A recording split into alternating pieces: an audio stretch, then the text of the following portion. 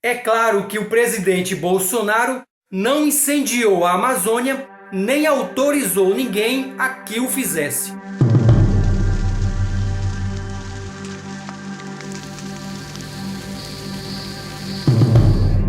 Mas quando ele nomeia para o Ministério do Meio Ambiente alguém condenado justamente por questões ambientais, quando já no início de seu governo cogita fundir o Ministério do Meio Ambiente com o da Agricultura, quando ele cria órgãos que visam perdoar multas por crimes ambientais, quando ele mesmo declara querer acabar com o que chama de indústria da multa do IBAMA, quando ele diz que são mentirosos os dados sobre desmatamentos revelados pelo INPE,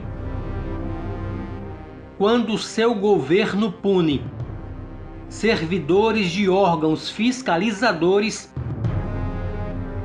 quando ele fala que em seu governo não haverá demarcação de terras indígenas e que pode legalizar a atividade de garimpo na Amazônia, o presidente torna-se sim responsável pelos recentes desmatamentos e queimadas na floresta, porque todas essas ações e declarações encorajam quem já tem a intenção de explorar ilegalmente, mas agora agindo de maneira mais despreocupada, pois desta vez há a chancela do mandatário do país.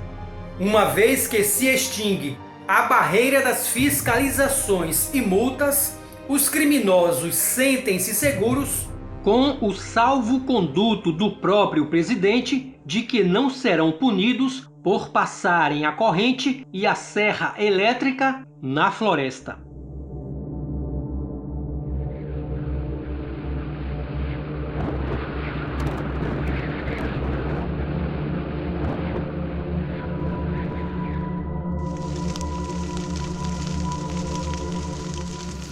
O chamado Dia do Fogo, uma série de queimadas coordenadas na Amazônia, no dia 10 de agosto, colocou o Brasil sob o holofote do palco mundial.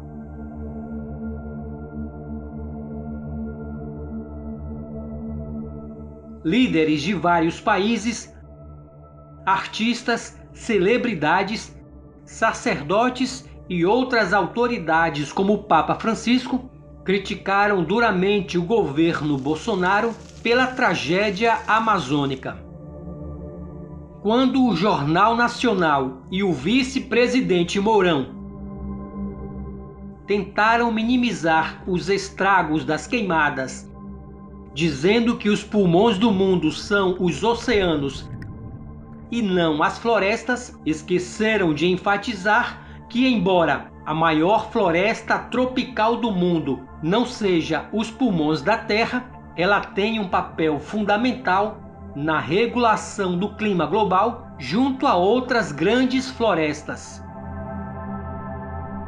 O chanceler Ernesto Araújo disse que a euforia global sobre queimadas na Amazônia é ataque da oposição para desestabilizar o presidente. Dos líderes mundiais, o presidente Emmanuel Macron da França foi o que discursou mais efusivamente contra o governo brasileiro.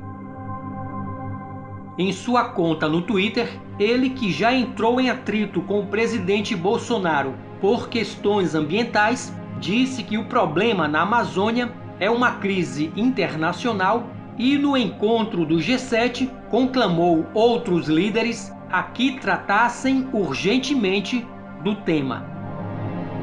O presidente da França ofereceu 20 milhões de dólares para ajudar no combate às queimadas. O ministro-chefe da Casa Civil, Onyx Lorenzoni, disse que o Brasil rejeitaria a oferta do G7, mas o presidente Bolsonaro, que condicionou só aceitar os 20 milhões após um pedido de desculpas do líder francês, no dia 27 de agosto, disse que poderia aceitar ajuda com ou sem retratação de Macron. Em Genebra, Macron voltou a provocar Bolsonaro ao declarar que não descarta a possibilidade de uma intervenção internacional no Brasil caso a Amazônia, considerada vital para a humanidade, continue em risco. Como resposta, no dia 28, o presidente Bolsonaro assinou o decreto proibindo queimadas por 60 dias. O Ministério da Defesa falou em liberar 28 milhões de reais para ajudar na restauração das áreas incendiadas e o ator americano Leonardo DiCaprio se comprometeu em doar pouco mais de 20 milhões de reais para a preservação da floresta. Embora crimes ecológicos na Amazônia não sejam novidade, tendo ocorrido em praticamente todos os governos, as fiscalizações e as multas funcionam como um entrave e desestimulam essas práticas. Enfraquecendo o papel dos órgãos de controle, as agressões ambientais tornam-se mais frequentes, ousadas e contundentes. Como dito no início do vídeo, o presidente Bolsonaro não é o responsável direto pelo caos na Amazônia, mas sua postura, muitas vezes indiferente à agenda ecológica, potencializa desmatamentos e queimadas na floresta. Muitos dizem que o presidente brasileiro está certo em afirmar que a Europa não tem moral para falar em preservação ambiental, uma vez que já destruiu quase todos os seus biomas naturais há muito tempo.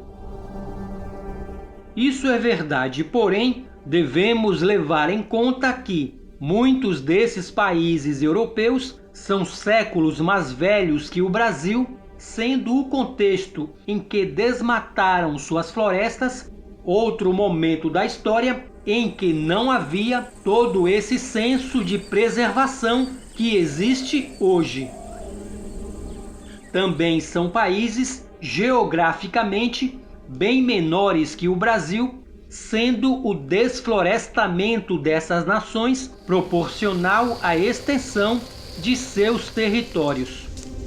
Claro que o desmatamento na Europa foi e é uma realidade. Entretanto, em 2008, ministros do Meio Ambiente da União Europeia comprometeram-se em um esforço conjunto para anular perdas florestais até 2030, segundo matéria do Greenpeace. Voltando à Amazônia, querendo ou não, ela tornou-se referência de biodiversidade e sinônimo de floresta em todo o mundo, o que justificaria os holofotes internacionais na região e os protestos globais em favor de sua integridade. Porém, a importância da Amazônia para o mundo não justifica interferência estrangeira em um país soberano, seja interferência europeia ou norte-americana. Assim como não se justifica a interferência do presidente brasileiro na política interna de países sul-americanos.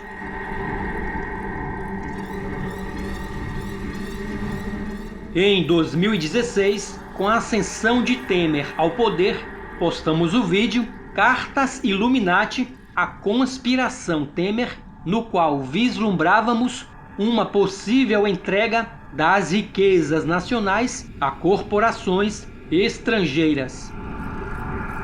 De fato, a partir daquele ano, o governo começou a falar de maneira mais incisiva em privatizar os campos do pré-sal, Petrobras, Correios, Casa da Moeda, Embraer, BR Distribuidora, entrega da base de Alcântara e na liberação para mineração de reservas amazônicas como a Renca. O jogo de RPG lançado em 1995, que ficou famoso por supostamente profetizar grandes acontecimentos mundiais em suas cartas, também foi discutido naquele vídeo de 2016. Uma de suas cartas, a Carta Brasil, chama a atenção por trazer em sua ilustração um prédio imponente cercado pelo que parece ser uma densa floresta. A legenda da carta é ainda mais intrigante e leva-nos a fazer um paralelo com o que está ocorrendo hoje na Amazônia. Numa interpretação bem objetiva, a legenda da carta sugere que os recursos da Amazônia serão melhor administrados por organizações internacionais.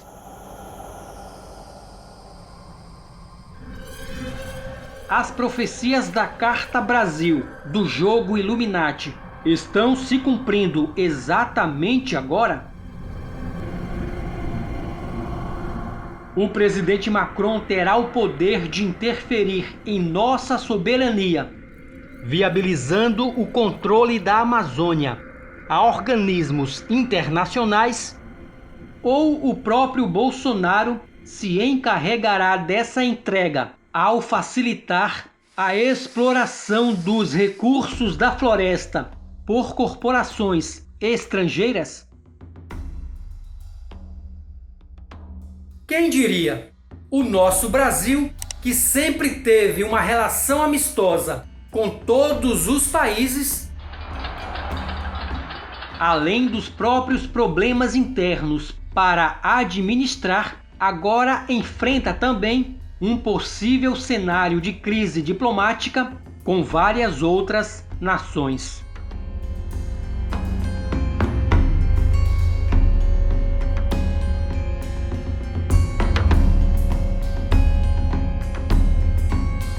Canal Oculto Revelado. Assista nossos vídeos no YouTube. Canal Oculto Revelado. Curta nossa página no Facebook. Assista aos vídeos Oculto Revelado. Você vai se surpreender.